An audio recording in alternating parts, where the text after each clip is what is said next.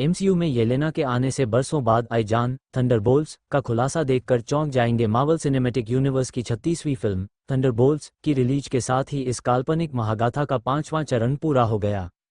साल 2008 से film iron man की कहानी के साथ शुरू हुई इस महागाथा में फिल्म एवेंजर्स एंड गेम 2019 ने इस मायने में बड़ा पूर्ण विराम लगाया कि ब्रह्मांड के सबसे शक्तिशाली खलनायक थानोस से लड़ते लड़ते इन एवेंजर्स न सिर्फ दुनिया को फ्लिप से वापस बुला लिया बल्कि खुद भी बहुत बड़ा नुकसान झेला।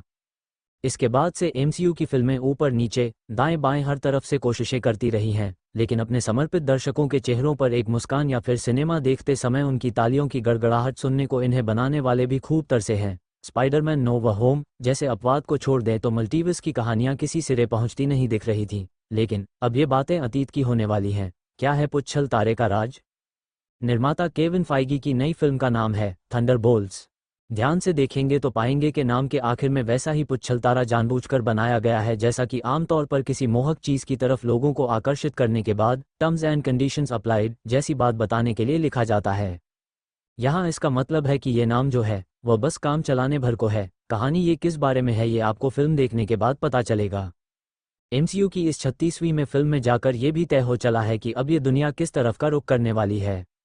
यहाँ कहानी उन लूजर्स की है जो व्यक्तिगत रूप में अपनी अपनी कहानी में कुछ खास कर नहीं पाए। ये सब बस अमेरिका की खुफिया एजेंसी CIA की निदेशक के इशारे पर ऐसे काम करते रहे जो कानून की किताबों में अपराध माने जाते हैं। निजाम बदलने के साथ ही ये निदेशक अब जांच के घेरे में है तो वह अपने पुराने पापों का सारा लेखा जोखा साफ कर देना चाहती है। इसमें ये सारे लूजर्स भी शामिल है जिन्हें वह एक दूसरे को मारने के लिए ही अपने एक खुफिया ठिकाने पर भेज देती है, जो हैं अटके भूले भटके उनको तारें।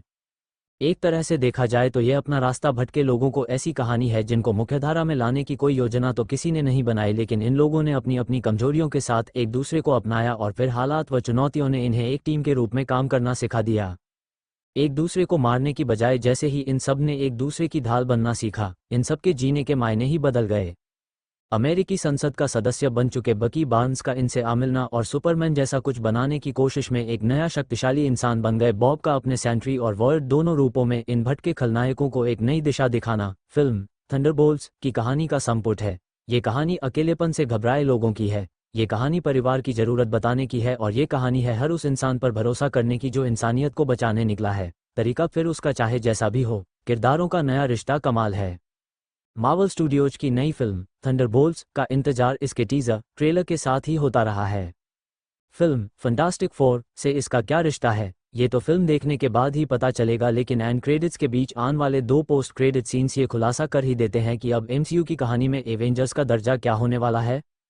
डॉक्टर डूम की वापसी का इंतजार कर रहे एमसीयू के प्रशंसकों के लिए ये फिल्म ताजगी की एक ऐसी बयार बनकर आई है जिसमें लाल हल्क बन चुके अमेरिकी राष्ट्रपति वाला पिछली film captain America brave new world वाला संदर्भ छोड़कर सब कुछ नया घट रहा है। हालांकि फिल्म के तकरीबन सारे मुख्य किरदारों की पृष्ठभूमि बीते 4-5 साल में रिलीज एमसीयू की वेब सीरीज से जुड़ती नजर आती है, लेकिन जिस खालीपन की ये फिल्म बात करती है और जिसकी चपेट में आकर एक इंसान अपनी दुनिया की काली करता जाता है, उसके आयाम दूरगामी हैं। ये इस कहानी को एक बेहद संवेदनशील दर्शन शास्त्र की तरफ खिसकाने की कोशिश भी नजर आती है। अब येलेना संभालेगी एवेंजर्स की कमान। मार्वल सिनेमैटिक यूनिवर्स में ब्लैक विडो की कमी को पूरा करने के लिए उसकी छोटी बहन येलेना को लाया गया है। यहाँ येलेना ही कहानी का सूत्रधार है, बकी बार्न्स भी मदद करने को है, लेकिन येलेना का कहानी के बाकी किरदारों के साथ साथ अपने दत्तक पिता रेड गार्डियन के साथ होने वाला संवाद भी काफी दिलचस्प और दिल खुश कर देने वाला है।